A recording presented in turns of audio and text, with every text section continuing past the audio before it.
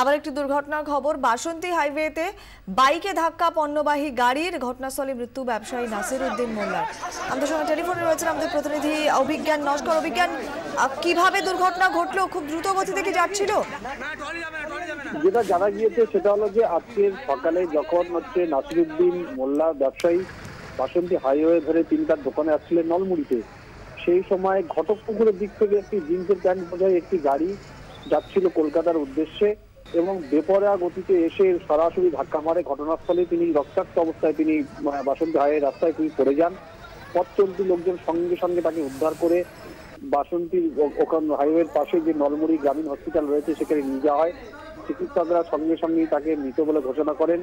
আর এই খবর জানার সঙ্গে সঙ্গে এলাকার লোকজন তারা রাস্তার ওপর চলে আসেন, তারা গাড়িটিকে ভাঙচুর চালান এবং সেখানে বাম্পারের দাবিতে তারা সেখানে অবরোধ শুরু করে দেন। খবর পেয়ে ভাঙড় থানা ওসির নেতৃত্বে বিশাল পুলিশ বাহিনী আসে। এলাকার মানুষের যেটা অভিযোগ যে বাসন্তী হাইওয়েতে কিন্তু প্রায়শই ঘটনা ঘটছে, অনেক মানুষ মারাও গিয়েছেন এই দুর্ঘটনায়। যেহেতু এখানে কোনো যান নিয়ন্ত্রণের কোনো ব্যবস্থাই গ্রহণ করা হয়নি জেলা পুলিশের পক্ষ থেকে এবং কোনো বাম্পারও নেই, সেই কারণেই এখানে প্রচন্ড গতিতে সেখানে গাড়ি চলাচল করে এবং যার বলি আজকের হলেন এই নাসির উদ্দিন মোল্লা।